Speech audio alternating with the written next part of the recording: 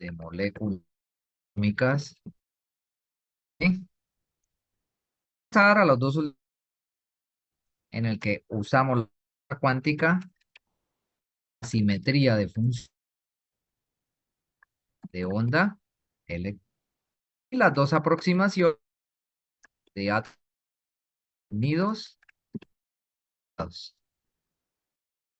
Y con esta bastante clara de la parte pues, en moléculas como tal. Como les he dicho, pues necesitamos arrancar lo más sencillo, atómicas que ustedes ven aquí escritas, ¿vale? Aproximación. Parados es donde justamente utilizamos, por ejemplo, cuando unimos dos átomos, que compete a la suma de sus números atómicos. Ustedes ya tienen las tablas de conversión de cada uno de los justamente aquí en cuanto. Recuerden que yo les debo pero denme chance para esos capítulos de los vimos pues las clases pasadas. Bien, esto lo estaremos viendo de clase, la 3 calendarizada justamente, ¿vale? Bien, jóvenes, sí que justamente lo que hemos esbozado en la... Entonces, que la física molecular es la física atómica, pero utilizan pues, para docentes. La lectura de esta semana justamente con estos moléculas, ¿vale? La definición de física se ha puesto justo aparte, ahorita vamos a checar una definición, ¿vale? Tenemos que ir del enlace químico, que es el nuevo enlace químico. Tenemos que ver este enlace químico, punto de vista relacionado con campos electrónicos, cargas en realidad, ¿vale? Cargas negativas, sumatoria de cargas, superposición. Y las fuerzas que se generan, que son fuerzas, ¿vale? Ya hicimos algunos cálculos en las clases anteriores y hemos visto que sí funciona para hallar magnitudes, aunque no nos dé el valor exacto, ¿vale? Eso está claro, ¿cierto?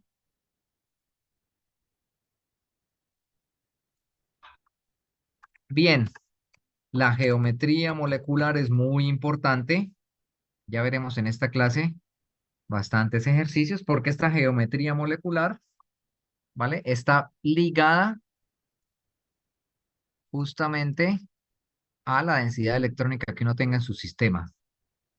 Por ejemplo, vamos a poner aquí el agua. Ya hemos hecho algunos ejercicios donde yo puedo tener el enlace químico entre el oxígeno y el hidrógeno. Este ángulo que está aquí, que ahorita voy a llamar alfa, ¿vale? Me da justamente una geometría angular para mi molécula, ¿vale? Pero esto no es lo único que ve en esta forma de describir una molécula en física molecular con este grafo molecular, donde tengo vértices y aristas, tengo nucleones, electrones compartidos y además electrones localizados en las capas internas de los átomos con número atómico mayor a 1. ¿Vale? Entonces, esta geometría molecular es muy importante porque me permite a mí explicar propiedades que presentan las moléculas y no así, digamos, simplemente la unión de átomos en un recipiente, que por ejemplo, si pudiese yo tener oxígeno más hidrógeno separados en un recipiente, no me darían las mismas propiedades que me da justamente la molécula con sus características, donde una de ellas, por ejemplo, es este ángulo, otra justamente es esta distancia de enlace, otra son los pares de electrones que quedan en el oxígeno, porque esto me da precisamente una geometría a la que le puedo aplicar operaciones de simetría sabiendo que precisamente está en un grupo puntual que es tetraédrico, ¿vale? Bien, además de la geometría, digamos esto físico, también tenemos la estructura interna electrónica. Y esta es muy importante porque esto me da cuenta, por ejemplo, de la reactividad de un material, ¿vale? Cuánto se comporta el material como sustancia en sí, si se oxida, no se oxida, si se reduce, si se destruye, si se descompone, etcétera, ¿vale? Y por ejemplo, teniendo esto en mente, uno puede explicar entonces por qué el argón, el criptón, el xenón, que son gases nobles, son inertes justamente. E inerte no quiere decir que no reaccione, ¿no? Que no cambie su estructura, porque uno puede, cambiando justamente las condiciones termodinámicas, hacer que estos átomos y me creen del gas noble con otro átomo en particular. Entonces, es importante, la función electrónica que mis especies me da una idea de los cambios, estados, que va a tener justamente en estos lugares. Conocerla, tengo que saber estudiar de la física para poder justamente y predecir por ejemplo que otro resultado. Bien, voy a hacer un salto de página. Perfecto. Aquí, hasta aquí. Quedar unas 4 hojas. Cambio, recuerden que yo les subo estas notas que vamos a estar obteniendo a lo largo de las clases, ¿vale? Bien, entonces si la distribución electrónica es importante, les decía que yo tengo que calcularla cuantitativamente, ¿no? Y ahí es donde justamente utilizamos nuestras aproximaciones cuánticas. Si conozco mi función de onda, hallo, por ejemplo, mi energía, ¿vale? Y tengo una descripción de mi sistema con mi función de onda, ¿vale? Recuerden los postulados. Y entonces cambio algo en mi sistema, lo perturbo, puedo mapear algún estado excitado y puedo dar cuenta, por ejemplo, de las propiedades que tiene el sistema molecular después de que hago justamente la perturbación, ¿vale? Bien, y finalmente, recordar que como estamos jugando con estos fermiones, por ejemplo, los electrones, en las moléculas estos electrones justamente están ligados a una configuración nuclear. Esto es supremamente importante, ¿vale? Porque la configuración nuclear me va a definir, digamos, una energía que tiene que ver con nosotros en estados electrónicos que potenciales moleculares. Entonces, un potencial de enlace y estos a molecular, por ejemplo, que tenga yo una distribución para esta otra molécula que es lineal, ¿vale? Esta sería lineal. Tengo cargas diferentes, esta sería y así tengo diversos, por ejemplo, materiales que tienen, digamos, hacia arriba y hacia abajo, halógenos, y en un plano, ¿vale? Esto, imagínense que estos que estoy dibujando como puntos, para estos 4 enlaces químicos me forman un plano. Entonces tengo justamente también esta distribución de cargas de los bromos alrededor del plomo. Y esto me da justamente localización, por ejemplo, para las señales ópticas que pueda tener el material. Alguien pregunta aquí en el chat, también se escucha cortado, ¿vale? Es por el internet. Déjenme checar eso. Ok, aló, aló, ¿me escuchan mejor? Sí, pero de repente se corta la voz. Voy a tratar de... ¿no? Dependiendo de la distribución electrónica, yo voy a tener diferentes propiedades ópticas. ¿Vale? Les decía, por ejemplo, aquí, esto que ustedes ven aquí con esos enlaces, uno lo puede, digamos, mover un octaedro.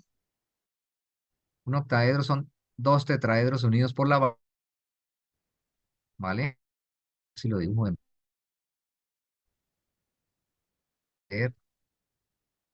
si mis dotes articulares lo mejor, son dos tetraedros. Las caras, imagínense que cada uno de los estoy dibujando en rojo, estos aquí, y el sexto, que es un átomo de plomo que ahorita voy a dibujar aquí en azul en el centro. En el centro tengo un átomo de plomo que está justamente enlazado, como se ve de esta forma, en una disposición geométrica tetraédrica. Y entonces, si yo esto lo repito n veces, ¿vale? Yo puedo extenderme, por ejemplo, en 2D, ¿no? Este sería, digamos, el modelo. Si yo esto lo copio n veces, ¿vale? Vamos a dibujarlo por aquí, visto como de frente, donde veo solamente, digamos, estos triangulitos. Si yo esto lo copio n veces, es decir, esto lo extiendo con n enlaces de bromo, plomo, bromo, plomo, bromo, plomo, y empiezo a tener, digamos, esta semejanza. Entonces yo puedo tener tanto un plano, vamos a dibujar aquí el plano, ¿vale? Puedo tener muchos de estos enlazados aquí, otro de estos, ¿vale? Y a este también otro de esos. De manera que yo puedo hacer un material a escala de Armstrong que esté en 2D, ¿no? Extendido justamente en 2D, ¿vale? Esto de 2D, 1D, 3D, recuerden que es relativo, ¿no? Porque no hay ningún material que no tenga ningún espesor, ¿no? Pero la relación entre el ancho, digamos, y lo profundo con la altura del material es mucho mayor, estas dimensiones que están dibujadas en el plano. ¿Me hago entender? Sí, Vale. Entonces, eso es lo que va. Yo hago una perturbación del material y genero asociado con el electrón que me carga cargado positivo, un par, electrón hueco. Hasta ahí, electrón hueco, se cortó la comunicación.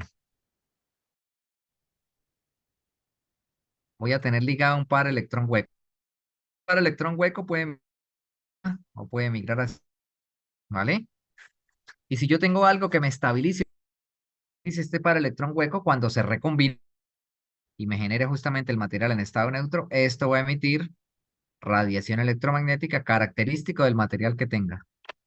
Entonces, dependiendo de esta geometría, si yo la distorsiono, esto va a cambiar justamente en la posición espectral donde aparece. Y van a haber muchos otros procesos, tanto radiativos como no radiativos, asociados al material, ¿vale? Lo que quiero ejemplificar es que dependiendo de la distribución espacial de mis nucleones y de su estructura electrónica asociada a la densidad de propiedades van a cambiar.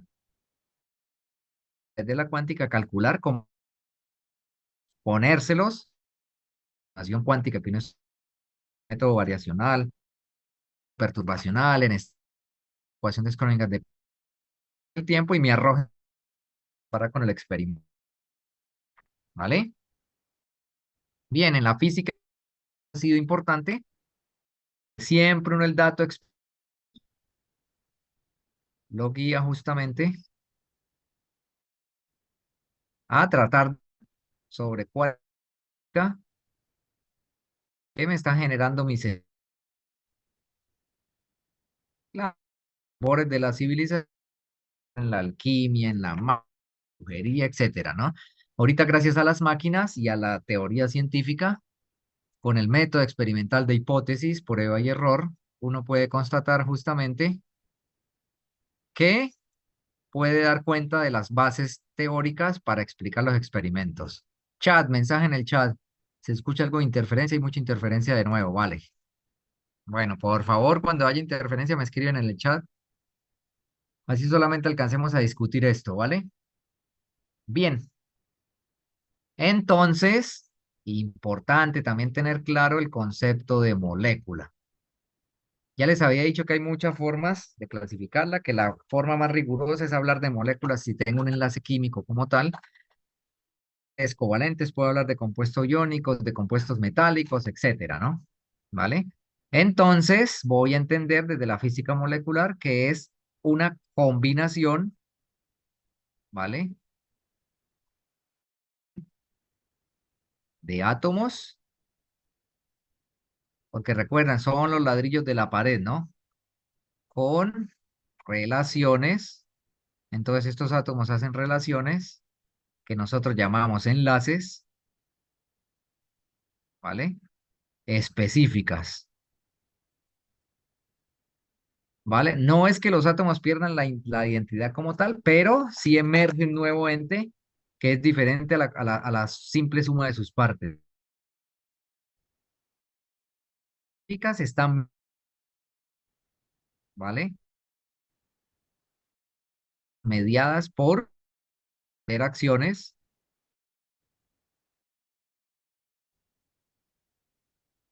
¿vale?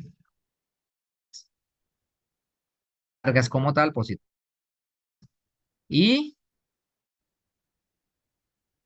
acción electrónica, que es donde entra la parte cuántica, ¿vale? Esto no tiene ninguna analogía en el mundo clásico, la correlación electrónica, netamente propiedad cuántica. Bien, ¿y qué uso entonces para investigar estas moléculas? Ya hemos visto, por ejemplo, con las líneas espectrales en átomos. También uso entonces la espectroscopía, no exclusivamente, ¿no?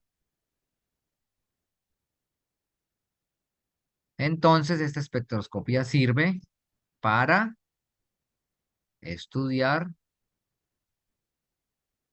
los estados electrónicos de moléculas. Bien, déjenme guardar cambios, ¿vale? Y la primer propiedad importante, vamos a poner esto en rojo, es que yo tengo una energía para mi molécula y esta es mi energía total, que es la contribución de la energía electrónica más la energía vibracional, más la energía rotacional, más la energía. Este es un ente emergente propio de las moléculas. No existe esa energía, ¿vale? Entonces yo les explicaba una vez en clase que si tengo forma de ver con átomos que pongo en mi sistema una energía vibracional, entonces puedo decir que generé una molécula, ¿vale? Por ejemplo, la espectroscopía representa el tiempo en la que yo trabajo. Uno puede estar monitoreando un enlace. Imagínense que, por ejemplo, tienen molécula de agua. Y yo quiero, por ejemplo, atacar por aquí con otro átomo. Entonces este átomo se va acercando, disminuye su distancia y a la larga, por ejemplo, lo que yo quiero tener es una interacción cerca con el átomo y que a lo mejor me despegue un átomo positivo o neutro o qué sé yo, ¿vale? Entonces, si yo estoy monitoreando, por ejemplo, estos enlaces en la región de infrarrojo, puedo hacer con Raman o con infrarrojo, yo puedo ver cuándo aparece este nuevo enlace, ¿vale?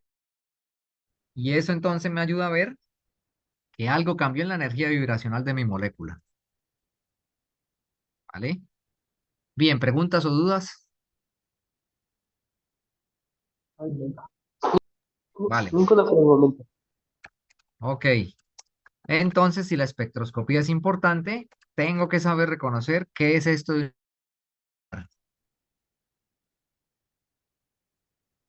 ¿vale?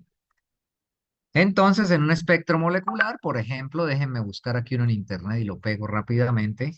Espectro 2.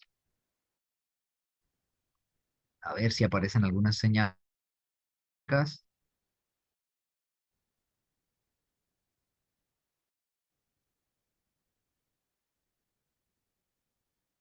Bueno, este me gusta.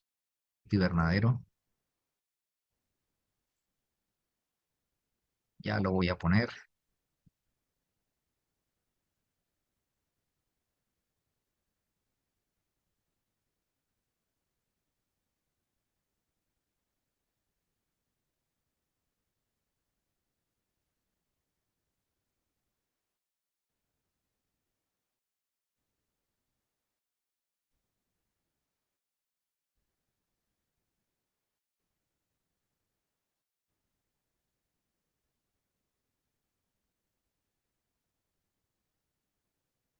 Por ejemplo, de algunos gases en la atmósfera, entonces tiene diferentes transiciones. Entonces, ¿qué es lo importante? Que yo tenga una, ir aquí en rojo, esta molécula de nitrito, eso, este hidruro, o este, ah, o este metano, más señales. Vamos a, ¿vale? Entonces, posición de la banda, en una posición de mi banda, por ejemplo, aquí 1400. Tengo otras señales chiquitas que si yo hago la separación de picos, tengo un delta de energía, tengo una altura de la banda, que es justamente la intensidad de la banda, ¿vale? Y tengo un ancho de la banda.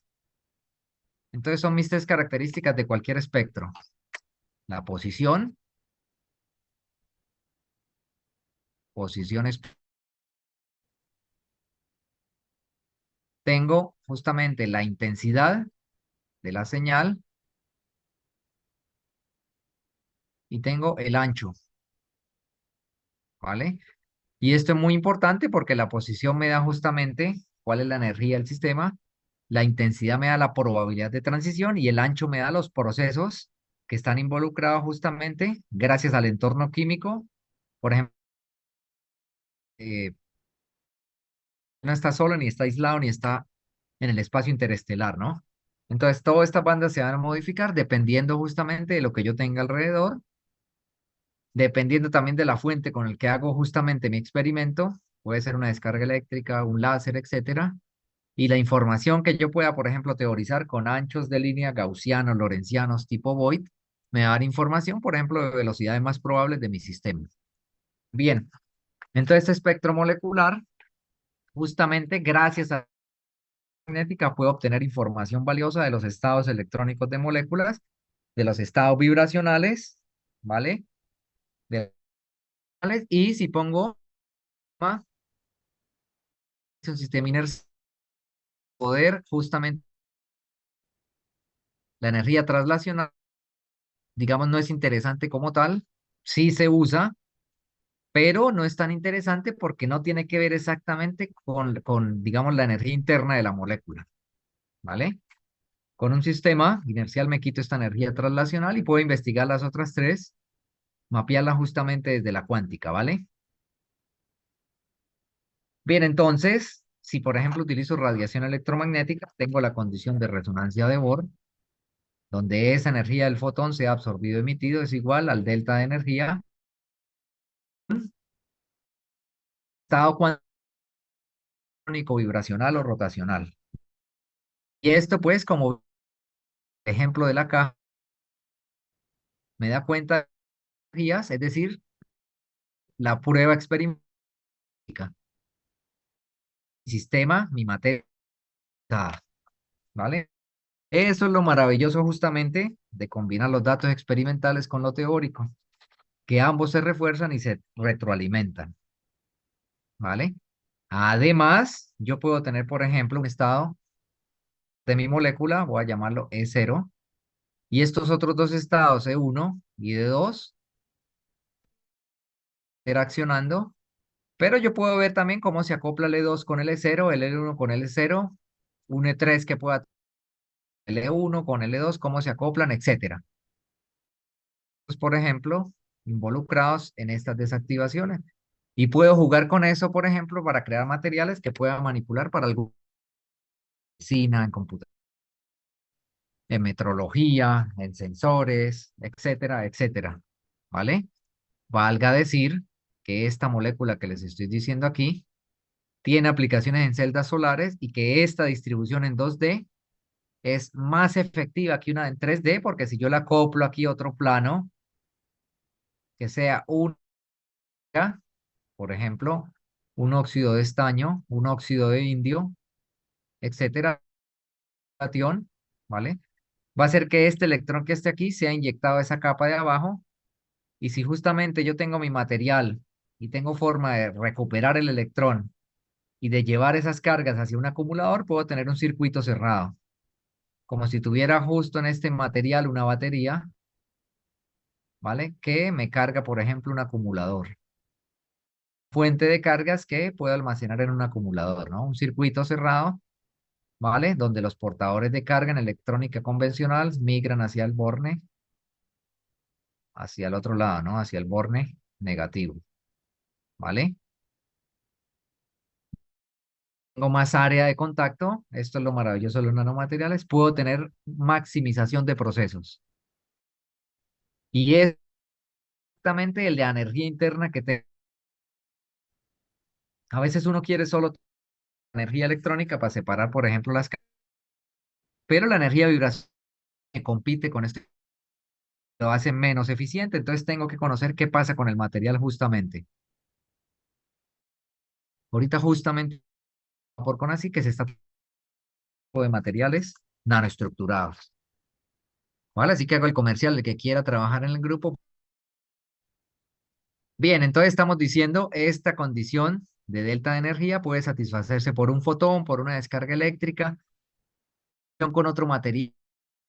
De manera que lo que quiero es tener una apertura. El sistema cambie cuántico. Y luego tenga que hacer. ¿Vale?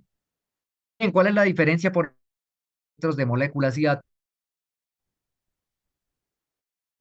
Entonces, versus moléculas. Que los espectros, como los átomos tienen acá, ¿vale? Átomo, por ejemplo, las más sencillas son diatómicas, dos átomos enlazados. ¿Ok? Ya no tengo esas simetrías. Y acaso elipsoidal, ¿no? Elipse con su eje mayor, ¿vale? Bien, entonces que en un espectro yo puedo tener líneas bastante delgadas y en una molécula yo voy a tener bandas, ¿vale? Entonces estos son líneas y estos son bandas, ¿vale? Bien, esa es una diferencia, además de que las regiones espectrales generalmente están en el ultravioleta visible, además de que tengo estructura en las bandas.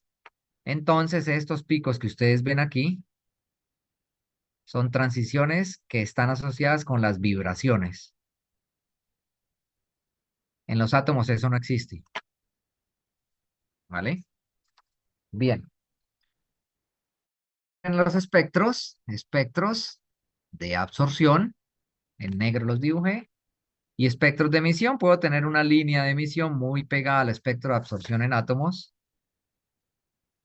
una línea de emisión muy, ¿vale? Y en moléculas puedo tener una cercana a la banda de absorción. Bandas. ¿En preguntas o dudas? Sí, ¿podría repetir eso último? Es que se Claro. estaba cortando. Bien, tenemos espectros, podemos perturbar el sistema, obtener un cambio en el estado cuántico y tener el registro en un equipo, ¿no? Para un átomo es una línea, tengo la absorción en negro, para una molécula es una banda, y se diferencian en que yo no tengo, digamos, evidencia de vibraciones en átomos, pero sí en moléculas. Por lo tanto, todos esos picos me dan una estructura vibracional en la banda de la transición electrónica de la molécula. Además, también tengo emisión, siempre, si digamos esta es la longitud de onda, la longitud de onda, una lambda 1, lambda 2, lambda 2, aquí voy a tener la 2, voy a tener la 2 en ambos casos, ¿vale? Y que de cambios estructurales en moléculas o de procesos, las transiciones. Entonces, diferencias entre las bandas en átomos, esto es en el átomo, y esta es una molécula muy sencilla, ¿no? ¿vale? De manera que si yo tengo una de 5 átomos, una poliatómica, esto también va a ser más complejo, más intrínseco. Uno lo puede investigar con los grados de libertad. Por ejemplo, para moléculas 3N menos 5 grados de libertad, Gl, o 3N menos, dependiendo si es la molécula lineal o no. Si es lineal, como esta diatómica, tengo 3N menos 5 de N, número de átomos, molécula. ¿Cuál atómica como esta? Tendría los átomos que tengo, a 1. Libertad, vibración, ¿vale? De libertad totales son 3N por el espacio 3D, ¿no? Entonces, cada 3 coordenadas, como tengo dos, tengo 6 totales.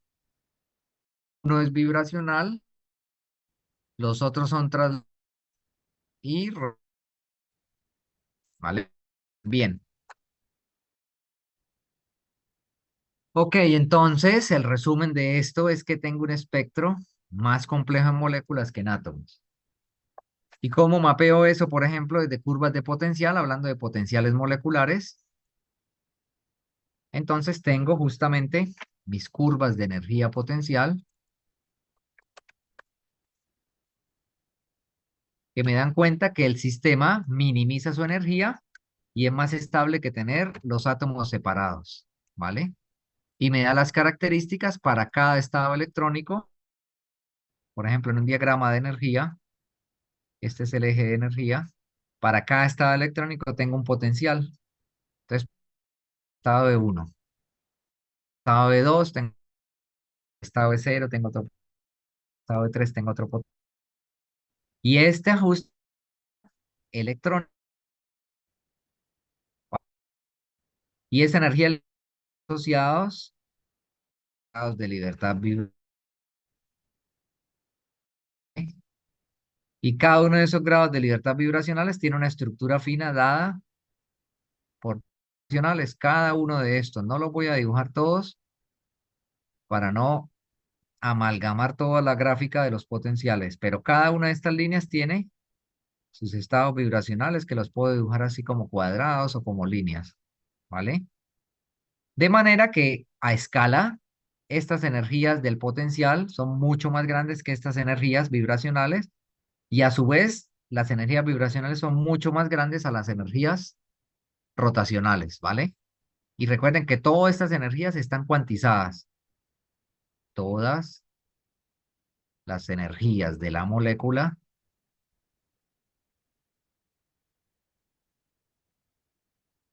están cuantizadas, ¿vale? Punto. Uno puede saber exactamente a qué se asocian estas transiciones. ¿Cuántos experimentos tendré que yo hacer para caracterizar, por ejemplo, una molécula que esté en la Coca-Cola? Vamos a hacerle publicidad a ambas, a los secretos de la Coca-Cola y la Pepsi-Cola, ¿vale? Entonces, ¿con cuántos experimentos creen que ustedes podrán desentrañar, por ejemplo, el secreto de conocer qué carajos tiene por dentro una botella de cualquier bebida de esas azucaradas, por ejemplo, Pepsi Cola? Vamos a ponerlos a pelear con la Coca-Cola,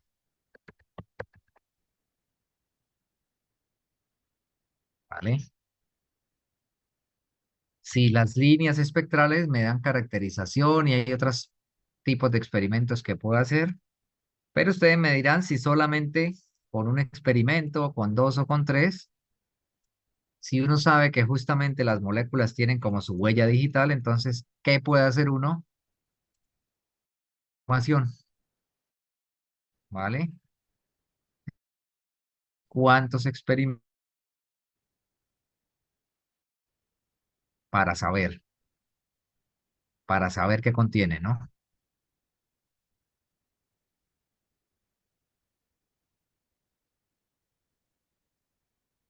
A ver, los escucho.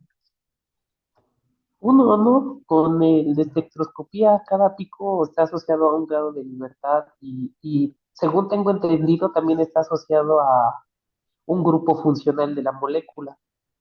Ok, entonces Entonces, tú dices uno. ¿Y cuál uno? ¿Qué experimento? Dámele apellido al este, experimento.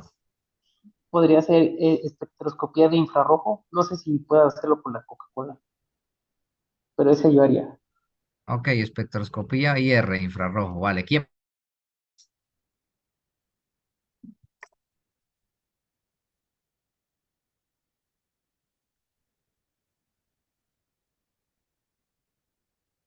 ¿Nadie? Nos vamos esta vez al terror de la lista. A ver, ¿a quiénes veo por aquí en listas? Diego, Emanuel, Fabián, Luis Alberto, Mariana, Gustavo Sánchez. ¿Celsin, Celsin es apellido o es seudónimo? Celsin. No, así me llamo. Ah, ok, perfecto. Bien, ¿quién se avienta? ¿Quién en lista? Ah, oyente. Ah, no, ¿no? ¿Cómo, cómo? Tú eres el oyente, ¿cierto? Del curso. Ah, no, no, no, no, no, no. ¿No? Ah, bueno, entonces te salvaste. Vale. A ver, ¿quién se antoja a decir más?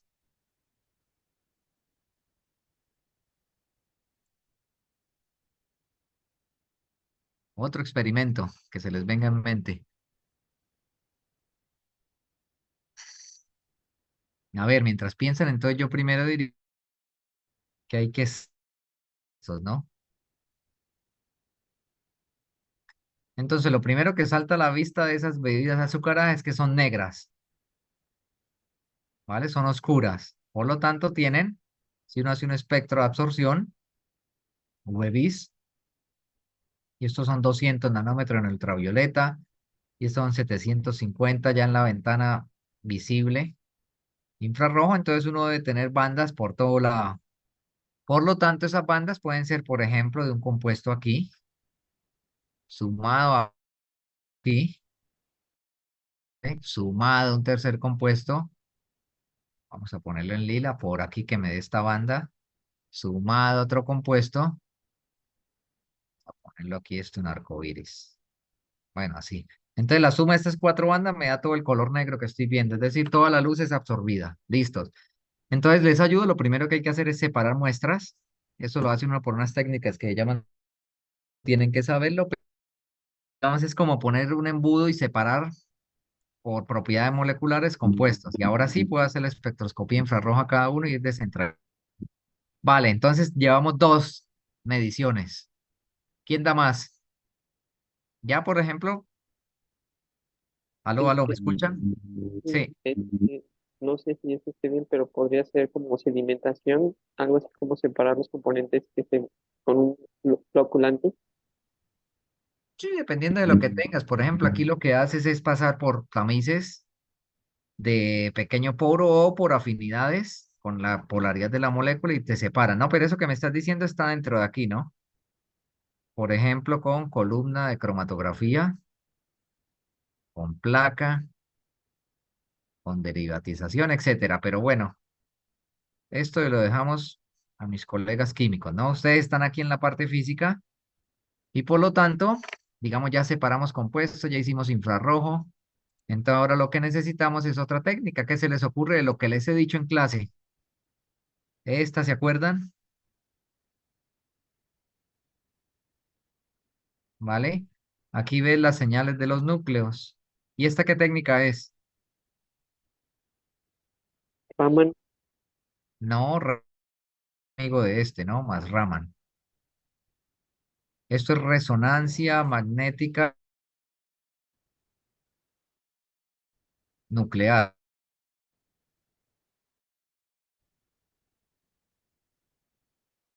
Entonces van tres. Todavía no hemos encontrado, ¿vale? Entonces, ¿por qué voy sencillo como tener una... Tiene que hacer, si alguno de ustedes se habrá dado cuenta, experimental o teórico, o en experimentos esté contento y les diga, van por buen. Entonces necesito muchas técnicas que se llama de análisis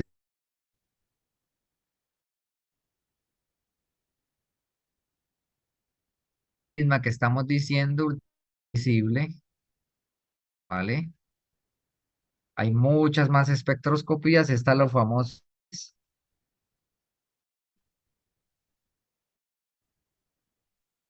todas sus técnicas derivadas para soluciones líquidas, no, pero si fueran sólidos, sí, ¿vale? Y al menos 6, vamos a dejarlo hasta ahí. Al menos 5, ¿no? Sacando esta de la separación, esta. Al menos 5, ¿no? Esta lista de 6 nos quedamos con 5. Y con eso, en cierto modo, sabes qué compuestos tienen, ¿no? Alguien escribió en el chat, a ver. Una búsqueda rápida en Google. Eso, utilicen las redes y el Internet, ¿no? Un espectrómetro de masas. Exactamente. Esa me encanta, la espectrometría de masas. Entonces, espectrometría de masas. Muy bien. Excelente. ¿Vale? Entonces necesitas varias técnicas para develar justamente los secretos de la molécula. Pero todas tienen que ver en que cuánticamente la señal que yo voy a obtener se va a asociar a algún tipo de energía que está asociada a mi estado de la molécula, ¿vale? Puede ser electrónica, como los electrones cambian de estado cuántico. Puede ser rotacional, como la molécula cambia de posición respecto a un eje de simetría. Puede ser vibracional, como paran entre sí, ¿vale? Puede ser, ejemplo, de ionización de masas para saber cuánto es la molécula, etcétera. Con eso, como dice ahí que puso Fabián en el chat, justo que puedo develar la receta secreta de la Coca-Cola y me toca tener listo un abogado para poder enfrentar a todos esos amigos de esas mega empresas, ¿vale? Bien, tenemos justamente aquí en el espectro, ¿qué nos falta en el eje X? Aquí la configuración nuclear, la R. ¿Qué posiciones tienen mis núcleos? ¿Vale?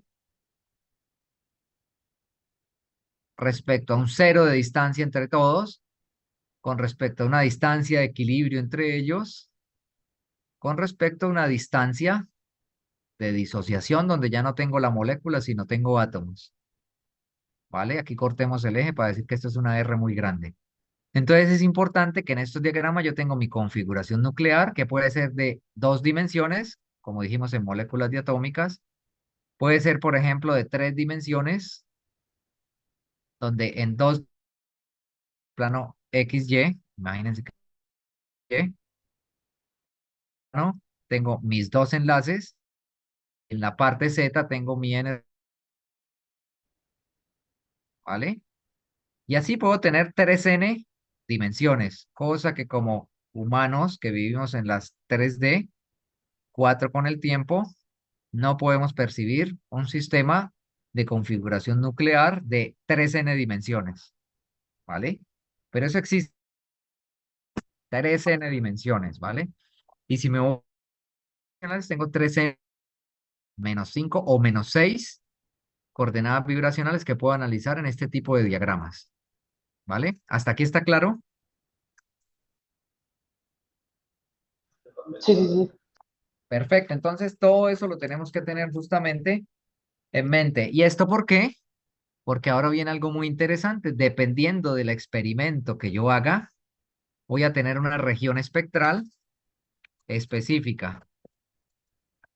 Es decir, no es lo mismo si uso un microondas para ver qué interacción radiación-materia me hace con la molécula, a que uso, por ejemplo, un equipo de cobalto 60 de rayos gamma, ¿vale? Entonces, justamente aquí vamos a poner un espectro electromagnético que ya habíamos visto en la clase anterior, solo para recordar justamente Este siempre me ha gustado porque tiene el tamaño. Voy a pegarlo ahí.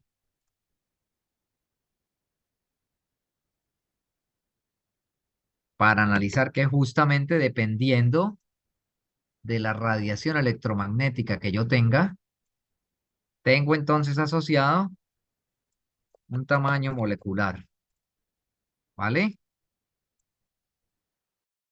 Utilizo un tipo de radiación electromagnética, puedo estar viendo algún fenómeno cuántico en específico. Y nuevamente es una confirmación más del mundo cuántico en el que se mueven los átomos y las moléculas. A ver si aquí me sube el espectro. Vamos a hacerlo más chico, ¿vale? Entonces esto lo ven bien, ¿no? Este espectro. Vamos a hacerlo Sí, más sí, sí. grande, ¿vale? Entonces, mire, por ejemplo, esto que aparece en red es bastante conveniente porque te da el tamaño aquí. No es lo mismo que yo interaccione con esta energía que tienen mis ondas, ¿vale? A que interaccione, por ejemplo, con rayos gamma. Diferentes estados de la materia. Rotaciones, lo que hace es hacer rotar agua. Puede ser infrarrojo, el infrarrojo lo que hace es hacer vibrar los enlaces en las moléculas. Puede ser del visible, lo que hace es transiciones electrónicas junto con el ultravioleta cercano al visible, transiciones electrónicas, ¿vale? Pueden ser rayos X, transiciones de electrones de capas internas de los átomos que conozcas, o puede ser rayos gamma asociados justamente con cambios en los nucleones, ¿vale? Si yo mando, no voy a esperar que me cambie el núcleo atómico, ¿no? O no voy a esperar que me cambie, por ejemplo, un enlace químico. Entonces, la energía de la onda está asociada al estado cuántico que yo estoy estudiando. Y esto es supremamente importante porque entonces yo puedo empezar a mapear cómo se dan las transiciones dependiendo de la región espectral. Entonces, transiciones de niveles rotacionales, vamos a copiarlas. Transiciones de niveles rotacionales en moléculas, ¿no? Ahorita estamos en contexto de moléculas. Que eso quede claro, ¿no? De ahí. No sea que en el examen digan, no, pero profesor, yo puse que era de un átomo y no. Usted no me explicó bien, usted es el culpable. Me dañó mi promedio MB, ¿vale? Entonces son transiciones rotacionales que poseen energías en la región, ¿vale? ¿Qué es lo que les estoy dando en esta región asociada a la frecuencia? Son más o menos de 1 milímetro, ¿vale? Lo cual, pues, están estos mismos rangos que están viendo aquí, ¿no? Si esto es metros, 10 a la menos 2, pues prácticamente está entre centímetros y milímetros, ¿no? ¿Vale? Entonces tengo milímetros a metros, ¿vale? Lo que está de acuerdo con esta región que ustedes están viendo para microondas y ondas de radio, ¿no? Las ondas de radio pues son kilómetros, ¿no? Aquí esto es un kilómetro, ¿vale? Tengo metros. Y esto tiene energías asociadas, ¿vale? Por ejemplo, en el ejercicio que les puse había kilojoules por mol, ¿no? Entonces, por ejemplo, en kilojoules por mol, que es muy conveniente verlo así porque uno no tiene una sola molécula, sino un conjunto de moléculas. Por ejemplo, 0,1196 kilojoules por mol, ¿vale? Y en esta energía que es mucho más pequeña sería 0,000, ¿vale? 1196 kilojoules por mol. Bien, ¿dónde ocurren estas transiciones? Estas transiciones ocurren, por ejemplo, en las curvas de potencial que vimos arriba. Vamos a hacerla por aquí, chica. Estas transiciones ocurren dentro del mismo estado vibracional. Del mismo E. ¿Vale? Entonces, por ejemplo, llamamos E1 electrónico. Arriba, ¿vale? Entonces, esas transiciones rotacionales, que aquí están los estados vibracionales, los rotacionales los había dibujado aquí como cajas. Esas transiciones justamente que están aquí son estas asociadas a esa energía del microondas, ¿vale? Y tiene reglas de selección dentro del mismo estado vibracional, ¿vale? Con el número de acoplamiento delta J más o menos 1, ¿vale? Esto es importante porque cuando veamos la rama R y P y la Q, vamos a ver que esto se cumple, ¿vale? Entonces, por ejemplo, vamos a poner aquí, voy a buscarme rápidamente un espectro rotacional del CO2. A ver si a vuelo de pájaro aparece algo rápido, donde vea muchas de líneas espectrales. Acá hay uno, ¿vale? Voy a tomar rápido un pantallazo y se los pego ahí. Ténganme paciencia.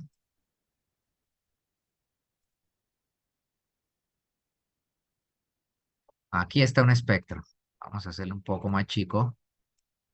Esto es un espectro donde justamente tengo ramas a derecha e izquierda del centro de banda. Y estos son justamente líneas espectrales rotacionales, ¿vale? Y para yo generar esas excitaciones tengo que irme al microondas o al infrarrojo, bien, bien lejano de ves, 100 centímetros a la menos uno, etcétera, etcétera. Aquí, por ejemplo, 2200 a 2100 centímetros, entre este intervalo de estos dos números de onda, hay 100 centímetros a la menos uno. Pero ¿cuántas líneas pueden haber aquí? Pongámosle unas 20, ¿no? Entre este intervalo de aquí hasta aquí. O sea que 100 dividido en 20 me da 5 centímetros a la menos uno cada línea, ¿no? O sea que sí es en una energía muy chica. Entonces, ustedes tienen el ejercicio de ensayar en casa cómo cambio estos números a las unidades más útiles de trabajo, por ejemplo, en este tipo de espectros, que son centímetros a la menos uno. O sea, ¿cuántos centímetros a la menos uno equivalen estos numeritos? Eso lo tengan ahí. ¿Cuántos electronvoltios, etcétera? ¿Vale? Bien, entonces noten que justo en la investigación uno no pone aquí, por ejemplo, Hartree, ni electronvoltios, ni longitud de onda, ¿no? Uno pone centímetros a la menos uno. Entonces también cuando uno empieza a ver estos espectros, si los ven centímetros a la menos uno, dice, ah, o son vibracionales o son rotacionales, ¿vale? Eso es importantísimo. Bien, tenemos en una segunda situación transiciones entre niveles rotacionales en diferentes estados vibracionales. Vale, se sobreentiende que es de una molécula, ¿no? Porque tengo estados vibracionales, ¿vale? Y estos también están dentro del mismo estado electrónico. La longitud de onda asociada, vamos a ponerlo en negro. La longitud de onda asociada para estas transiciones es de 2 micrómetros, ¿vale? A 20 micrómetros. Voy a ponerle aquí entre paréntesis que esto es micrómetros, para que no parezca es una M. Bien, las energías asociadas también de 60 kilojoules por mol, 6, 5 puntos, para ser más exacto, por mol, ¿vale? Y nuevamente, si esto está en la región de microondas A, 20 microondas en el espectro, quiere decir que está a la derecha. O sea, me voy moviendo hacia el infrarrojo, ¿vale? Y ahí tengo mis transiciones justamente muy cercanas a las anteriores, pero de mayor energía, ¿no? Porque tengo una mayor, justo, energía en kilojoules por mol, ¿vale? Y tengo una longitud de onda más pequeña que la anterior, ¿vale? Entonces les decía, estas transiciones vibracionales también están en el mismo estado electrónico, uno del mismo ejemplo de arriba, pero tienen que ver con transiciones rotacionales, que voy a poner aquí con un color magenta, entre estados rotacionales de dos diferentes estados vibracionales, que es este y este, ¿vale? Entonces no es como en el caso anterior que están en el mismo estado vibracional. Entonces esto también se da, ¿vale? Como tercera opción tenemos entonces transiciones entre estados electrónicos con energías asociadas al V bis y hasta el IR cercano, ¿vale? Tarea antes que se me olvide. Tarea, esta creo que ya es la 5, ¿no? Buscar las regiones espectrales para los colores del espectro visible. Por ejemplo, el verde aparece en 532, el rojo en 680, etcétera. Vale, entonces esto es uno. Lo siguiente es la cercano y lejano. Y la tercera, las regiones para el VA, VB, las tres. VA, V lejano. Bien, entonces esta es la tarea. Ya les estoy pidiendo los intervalos, ¿no? ¿Vale? Y esto también en el aula virtual para que puedan subir, ¿vale? Se me olvide, regresar. Entonces, están justamente rotacionales y rotacionales, también tengo que tener transiciones electrónicas y esas son las que vamos a checar aquí. Entonces, esas transiciones electrónicas tienen longitud a 0,1 micrómetro. Aquí nuevamente, estos son micras, ¿vale? A 2 micrómetros. Longitudes de onda más chicas que las anteriores, por lo tanto, mayor energía, ¿vale? Y las energías, si son mayores, entonces tienen que ser más grandes que 60 kilojoules por mol. Y de hecho, vemos energías de casi 1,2 o 1200 kilojoules por mol. Vamos a poner 1,19 por 10 a la 3 kilojoules por mol, ¿vale? A 59,81 kilojoules por mol. Ahora, recuerden que en ciencias, digamos, yo no puedo establecer un límite exacto, sino siempre hay, digamos, brumosidad en los intervalos. Eso quiere decir que cuando vean los espectros del visible, algunos libros van a poner la posición, por ejemplo, del rojo, del amarillo, del verde, nanómetros 10, 20 más a la derecha o a la izquierda de lo que lo pone otro libro. Entonces no se asusten, ¿no? Eso es normal en ciencia, porque uno no tiene, digamos, decir, el número exacto del número pi es 15. La constante de plan es 6,626 por 10 a la menos 34 y ya no tiene más decimales. No, son aproximaciones justamente y uno no puede tener las infinitas cifras de precisión de un número, ¿vale? Eso queda claro, ¿ok? Bien, entonces estas regiones espectrales son muy importantes, sobre todo en esta última, porque cada transición electrónica, ¿vale? Vamos a poner aquí que cada transición involucra bandas vibracionales, ¿no? Ya lo vimos que en moléculas la banda tiene hombros, ¿vale? Cada acción matruscas rusas que uno la descarga adentro, tapa esa muñeca, otra muñeca más chiquita. Aquí también, una de las transiciones tiene asociada de menor energía. Cada transición, vamos a ponerle aquí el apellido, involucra bandas vibracionales. Cada banda vibracional, dentro de este estado electrónico que tiene muchas bandas vibracionales, ¿vale? Tiene muchas, y lo voy a poner en mayúsculas,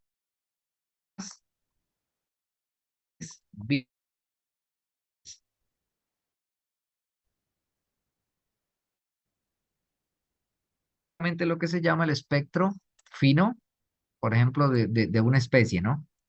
de un átomo, de una molécula. En el caso de moléculas, pues es la estructura fina justo de la molécula.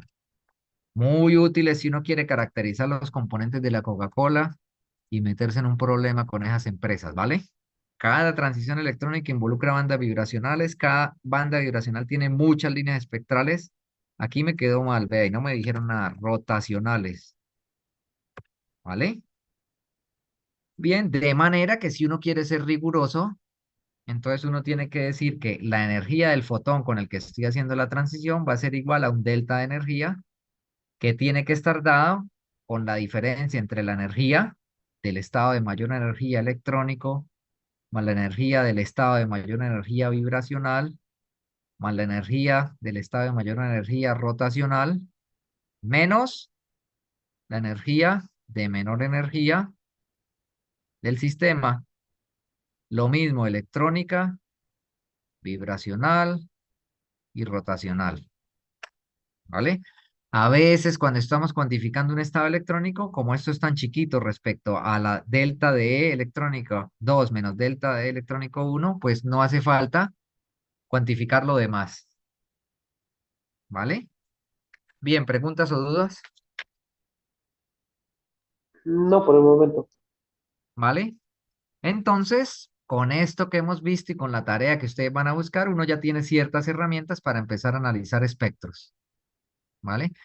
Imagínense la potencia si yo tengo justamente mis cálculos cuánticos y mi dato experimental en el que puedo combinar ambas aproximaciones para el estudio de la materia, puedo dar cómo se está comportando esta misma, ¿vale?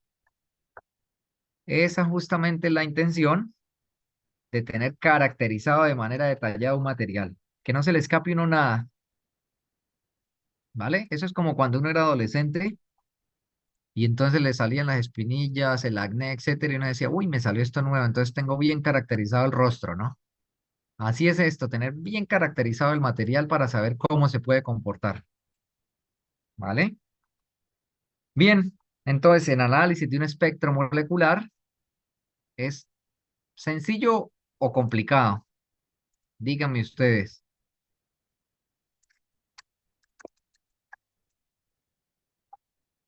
¿qué me responderían? O complejo, ya, sino complejo.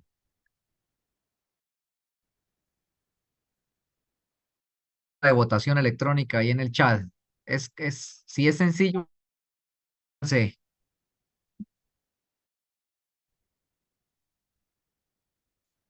complejo, COS, COS, COS.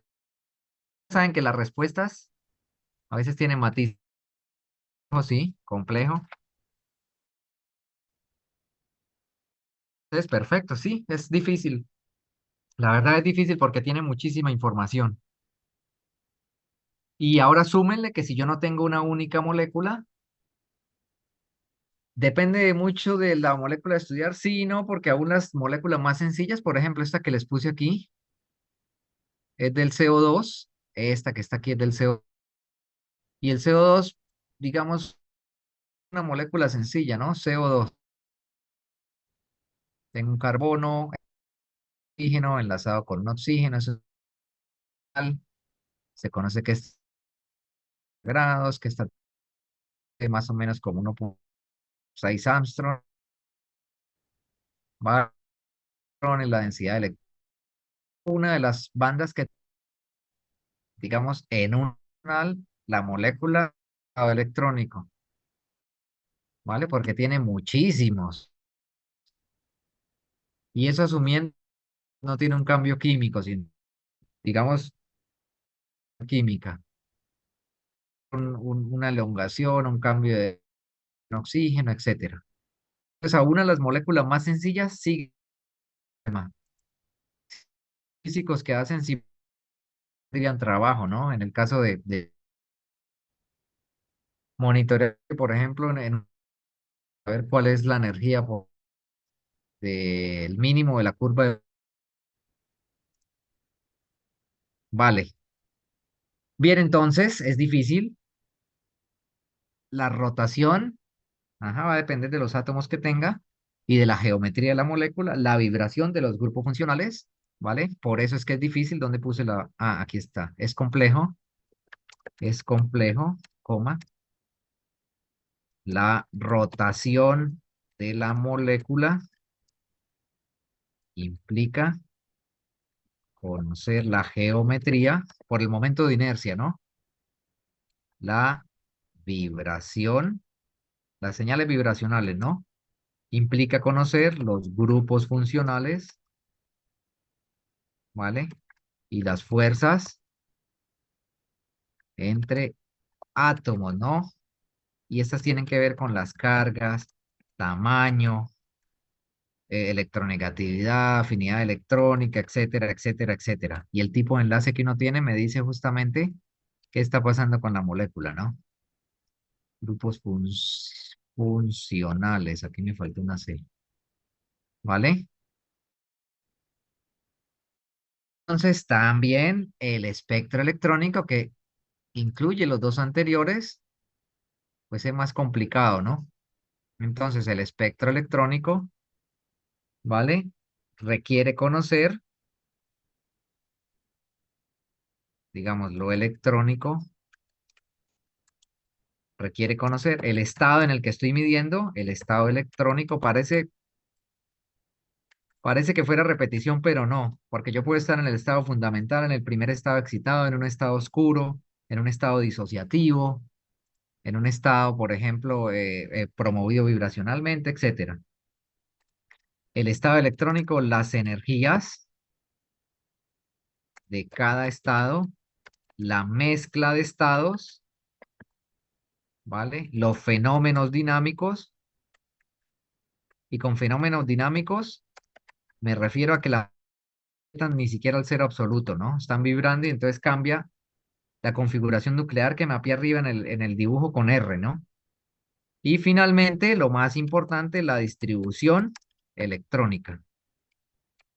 Así como en los átomos, 1s2, 2s2, necesito saber cuál es la distribución electrónica en una molécula, ¿vale? Y si esto fuera poco, les dije que en espectroscopía yo necesito la posición de la banda, que me da la energía, el ancho de la banda y la altura de la banda. Entonces necesito tener información del tipo de ensanchamiento de línea espectral.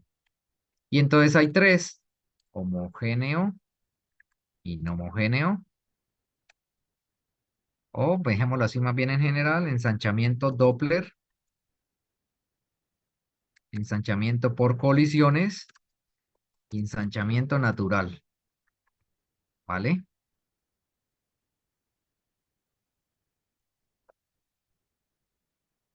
Entonces el ensanchamiento de línea espectral necesito conocerlo también, si no, no puedo, digamos, no le puedo atinar exactamente a lo que tenga, sobre todo si hay una mezcla, ¿vale? Y además necesito dinerito, necesito un buen equipo con resolución espectral adecuada, ¿vale? Porque si no, por ejemplo, en este espectro de aquí, este espectro que está aquí, yo no voy a ver las líneas, sino voy a ver una banda como si fuera un envolvente. A ver si me consigo aquí un espectro de baja resolución.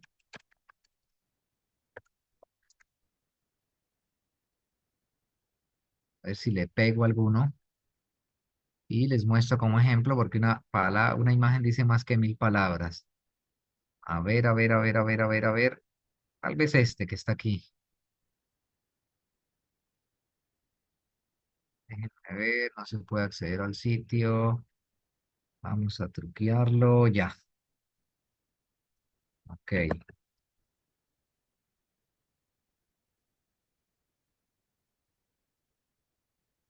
vale, entonces este me sirve. Entonces, si no tengo la resolución adecuada, entonces me va a pasar algo como esto. Está un poco borroso, pero se alcanza a ver. Voy a tener bandas que se traslapan y no voy a tener, digamos, esa estructura fina. ¿Vale? Entonces, por ejemplo, en esta región aquí de esta imagen de internet no voy a ver nada y no sé si este pico es ruido o de verdad es una señal, o si estos otros también son señales, o si aquí hay dos picos metidos, o si aquí hay un hombro que se puede separar, o si aquí hay tres, cuatro o cinco señales, ¿vale? Eso me puede pasar, ¿vale? Bien. Entonces sí que puede hacer uno puede tener la baja resolución y con cálculos cuánticos uno puede superponer los resultados y decir, ah, aquí deberían haber tres señales y más o menos aquí se ve un hombro y aquí se ve otro y aquí se ve el máximo, entonces ahí están mis tres señales. De manera que lo que uno obtiene a la larga, y esto sí ténganlo para sus carreras, es que el experimento se complementa muy bien, ¿vale? Vamos a poner una flecha con la teoría, o vamos a ponerlo así con el cálculo mecano cuántico. Vamos a ponerlo así mejor, el experimento, ¿vale? Vamos a ponerle aquí una flecha roja.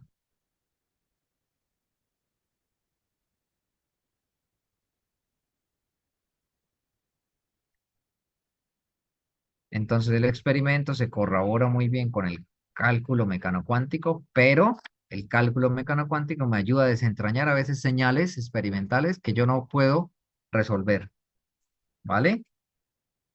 Bien. Además, también es complejo porque si yo tengo, ¿vale? Por ejemplo, un estado excitado, vamos a hacerlo aquí diagramáticamente, que esta es mi coordenada de configuración nuclear, esta es mi energía, y yo tengo, por ejemplo, un estado aquí en rojo, con su potencial, un cambio de potencial, y etcétera, etcétera, a medida que cambio la configuración nuclear, y vamos a poner aquí en azul, tengo otro estado electrónico con sus diferentes cambios, etcétera, ¿vale? Entonces yo puedo tener dinámica en mi material, vamos a ponerlo en verde, donde mi mínimo de energía me representa una configuración nuclear estable, que llamamos R de equilibrio, pero esto no está quieto, entonces puede ganar energía el sistema, puede ganar energía el sistema, puede haber puede esto evolucionar, la transición puede tener de dinámica mi sistema, ¿vale? La de estados cuánticos, una super, ¿vale? Posición de funciones de onda lineal de que no se acierta en cuál estado es en azul. Entonces, eso también puede hacer complejo mi sistema, que justo como cambia la geometría molecular, me da un problema extra al análisis cuántico del mismo. ¿Vale? Bien, preguntas, dudas.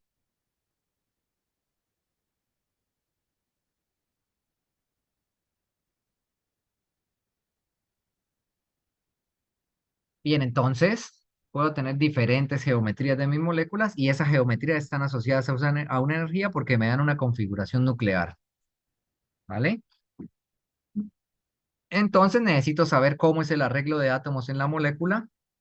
Necesito saber cómo están distribuidos y necesito empezar a mapear justamente cómo asocio estas geometrías a mis estados electrónicos. Vale, Luis Gerardo, gracias. Bien, entonces ahora sí puedo pasar a preguntarme sobre los famosos moleculares, ¿vale? Potenciales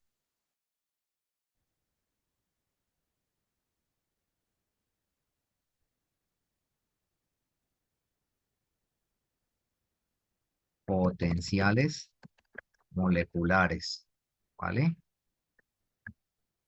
Entonces, lo más importante de un potencial molecular es que están relacionados justamente con la configuración nuclear R.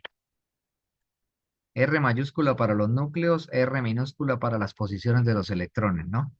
R como configuración nuclear, ¿vale? Recuerden que una molécula está hecha por los nucleones, los núcleos de los átomos y los electrones. Entonces el potencial molecular está justamente mediado por la distribución espacial de los núcleos y sus respectivas cargas como tal, ¿vale? Entonces, por ejemplo, la molécula de agua tiene una geometría específica angular. Vamos a volverla a dibujar aquí.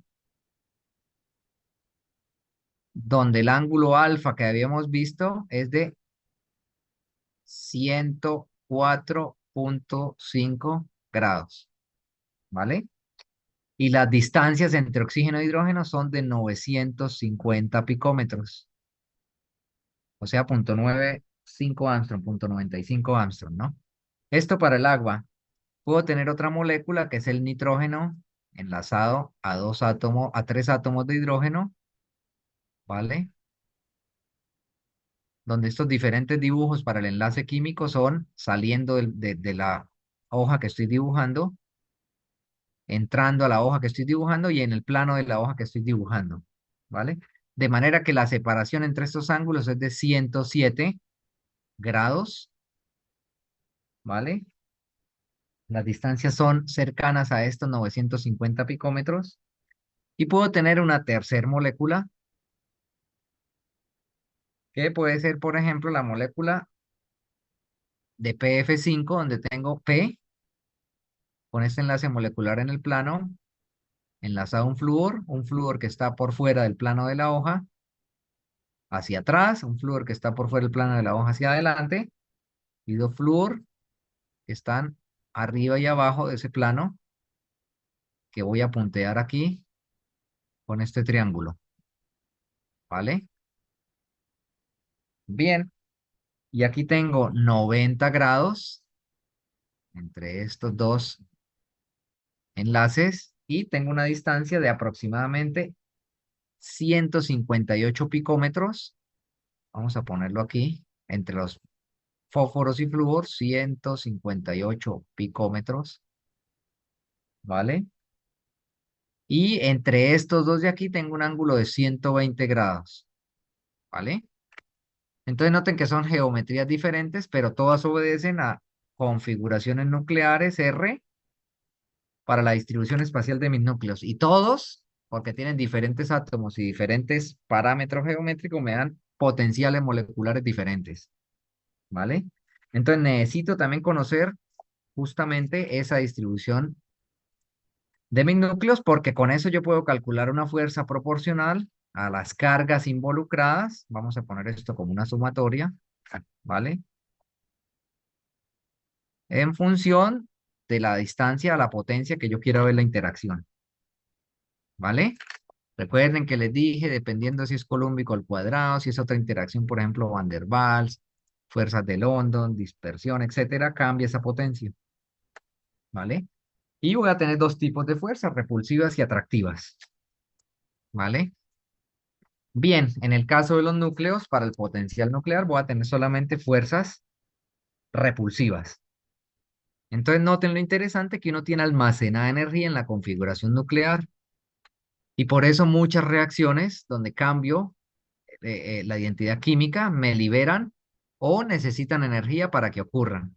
O sea que en este diagrama yo necesito suministrar energía para llegar de este mínimo de equilibrio a este máximo, y eso me va a dar justamente el cambio de la configuración nuclear. A veces ese suministro de energía simplemente lo da el ambiente, el baño térmico que tiene justamente la especie molecular, porque tiene ese entorno químico a cierta energía, ¿vale?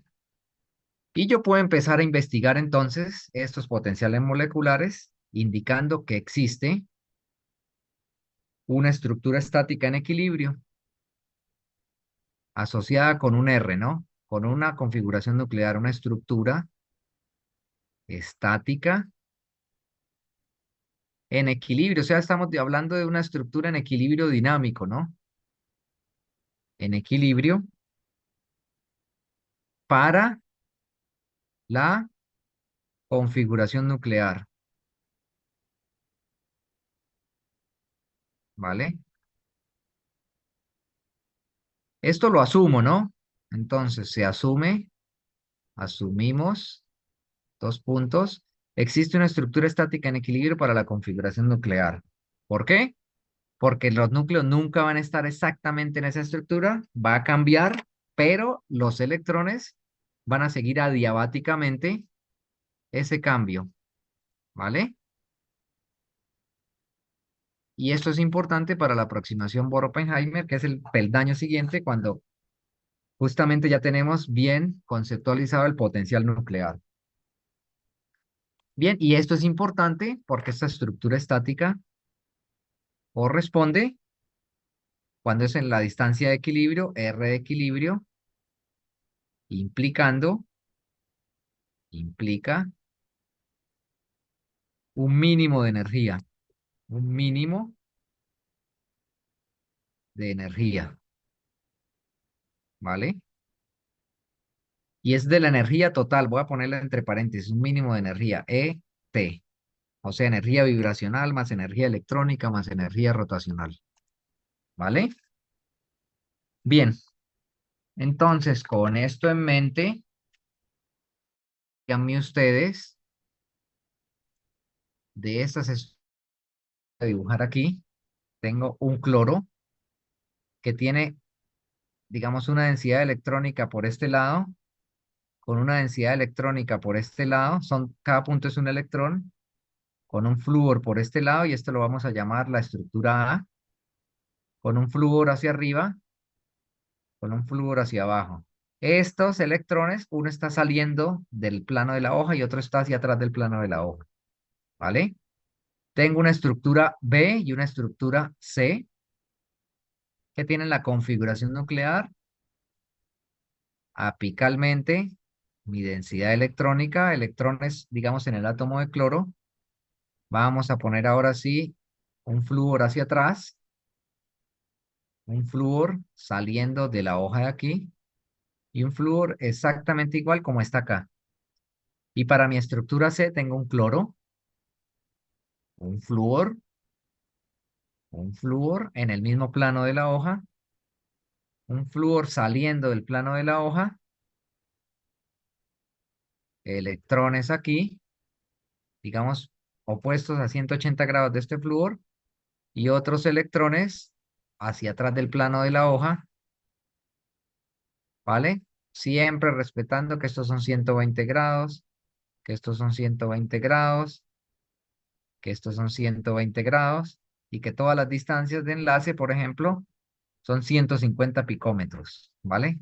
150 picómetros, 150 picómetros, 150 picómetros. No me sé el número exacto, pero lo aproximo a 150 picómetros, ¿vale? Entonces díganme ustedes en esas configuraciones, ¿vale? ¿Cuál de las tres geometrías tiene mayor energía? ¿Cuál es la intermedia y cuál es la que tiene más energía solo que tienen las mismas? ¿Vale? Dar la tarea para que puedan subir la tarea 5.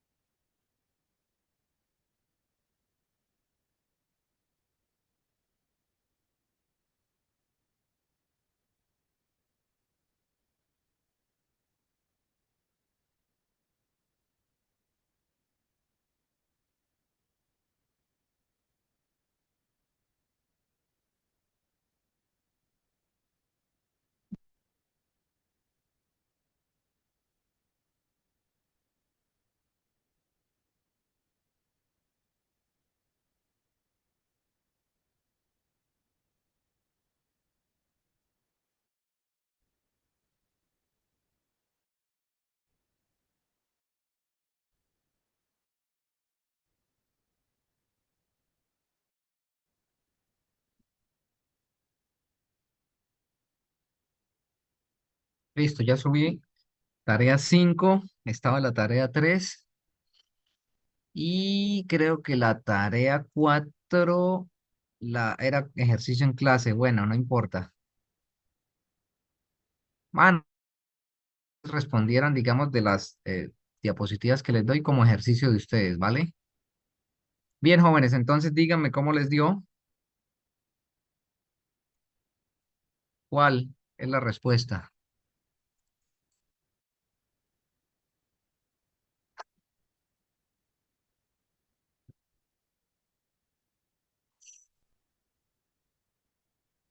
¿Cuál tiene más repulsión, digamos, en su R configuración nuclear?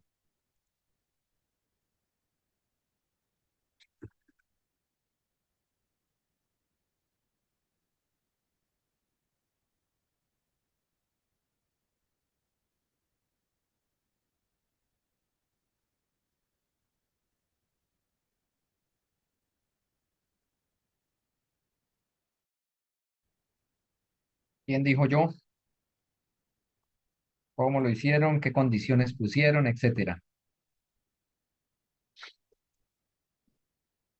A es mayor a B, o C es mayor a las dos, o B es la mayor en energía, justo por esa configuración nuclear.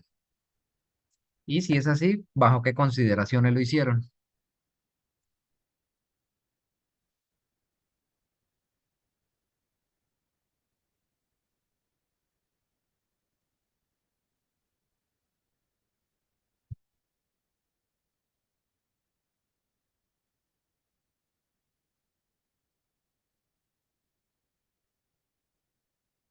Aló, aló, los escucho.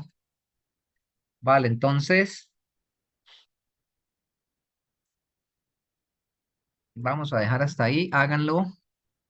Si quieren, vamos a subir eso como... No, háganlo y entonces iniciamos la otra clase con eso, ¿vale?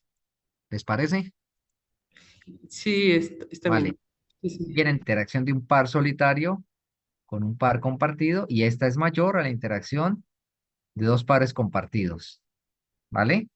O sea que la repulsión, por ejemplo, entre este par solitario y este par solitario es mayor que la de este par compartido con este par compartido, ¿vale? Y segundo, que ángulos mayores a 120 grados, ajá, se consideran sin repulsión. Mayores o igual, ¿no? Mayores o iguales, para no dejar la ambigüedad de que es 120, ¿no? Se consideran sin repulsión, ¿vale? Entonces, con esas dos ideas, iniciamos la otra clase diciendo justamente cuál es el potencial mayor entre las tres geometrías. Vale, jóvenes, nos vemos en la otra clase.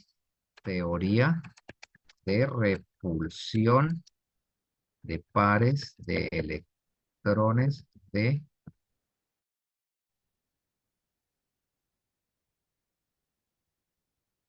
¿Vale? Es una teoría derivada de la teoría cuántica de enlace de valencia. Así se llama, ya la puse ahí. ¿Vale? Bien, jóvenes, nos vemos la próxima clase, la otra semana entonces el examen y ya vamos avanzando.